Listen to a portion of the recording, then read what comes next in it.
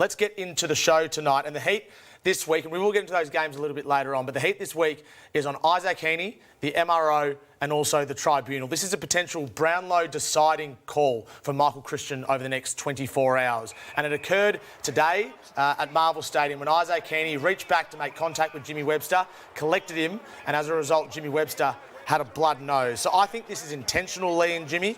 I think it's probably low impact because Jimmy Webster had a blood nose, but no further injury than that. And of course, it's high contact. If you put that through the matrix, that comes out as a 1 week suspension. How do you see it? Well, there's all the situation going on there, all the circumstances. So Michael Christian's got to weigh up. You know, was Jimmy Webster stumbling? Did, you know, what sort of was reasonable in the circumstance? You know, we've seen Michael Christian elevate things because of the potential to cause. I genuinely don't know. When you have a look at recent Tribunal or MRO findings, some of them you go, well, I didn't see it that way, and someone got a week, and vice versa. So I'm fascinated to see what Michael Christian decides. I think you always ask yourself, was it unreasonable in the circumstances?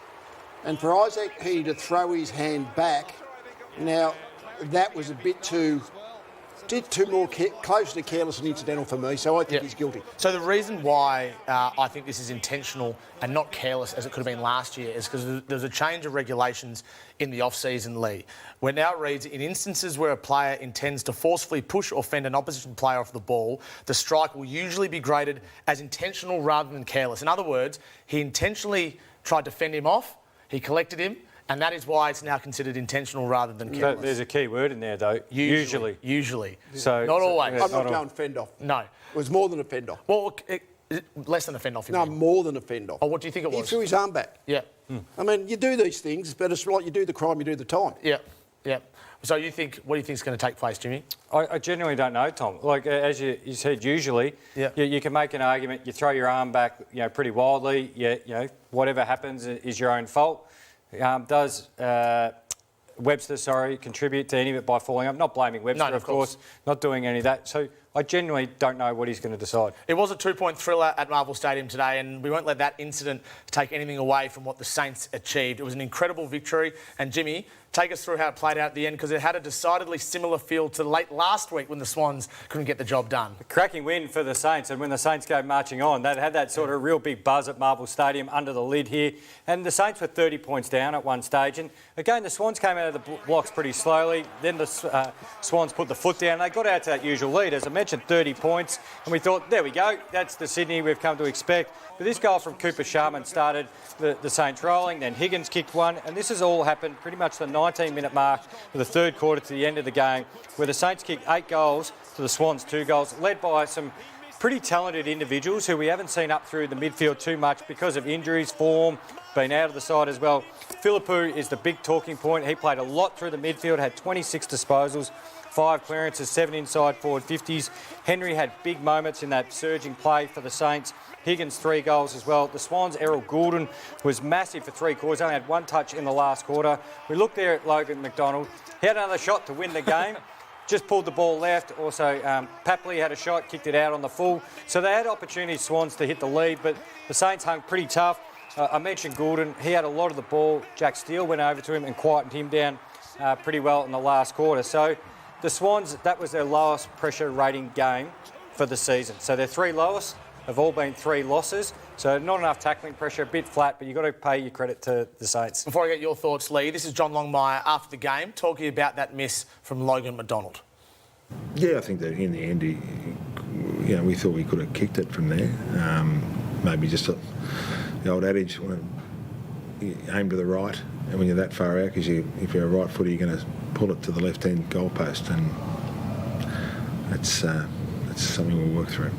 Lee, it's a big week for Logan McDonald. The same thing happened last Saturday. He re-signed for 4 years on Friday, and then now on Sunday he's had an opportunity and he's let it slip. Well, he did. I mean, he would have loved to have kicked it because he would have kicked the match-winning goal, but it wasn't a poor kick. It just drifted. I mean, when you're kicking out near the 50-metre line, he made good contact. That one last week, he just made really poor contact, so didn't quite nail it, and they were goalless in the last quarter. That's what would have concerned the Swans the most, I think. Do we mind playing it again, Tom? I think I love that he's put himself in a situation. Watch this little hitch there he does in his kick.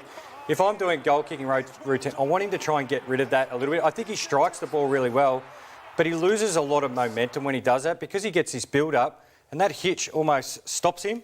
And then it's 2 quick strides and he's got to try and make up for it. So he either slices across the footy or he pulls it a fair bit when he's kicking from distance. How did the Saints win this game? It was out of the box, really, given how well the Swans have been playing all season. The Saints have been, well, not struggling terribly, but not at their best either. Well, what I like seeing in this game is that they brought up Henry from forward of the footy and got him up around the contest, and he was really dynamic. And I just circled this play on the run sheet. Higgins up through the middle of the ground.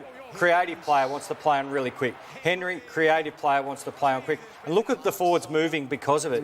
If you know the ball's coming in a lot quicker, you get on the move. That man I mentioned there, Philippou, he's a naturally creative player. That's why you drafted him. He's a guy who likes to take the game on. Henry, his first instinct, how can we make something out of what's a pretty contested situation?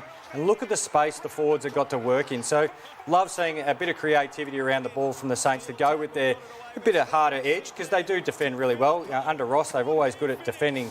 Hits the scoreboard there as well. Philippou, young player playing full of confidence. Yeah, you're right with Philippou. 6 games in the VFL brings him back in. Equal best for the Saints today, according to Champion Data. The Swans, what do we make of them? 2 in a row, Lee? Well, they've lost 3 games by a kick, so it's not as if they're going terribly, but it's when their pressure ratings, any team for that matter, when your competitiveness is based on how much pressure you can apply on the game.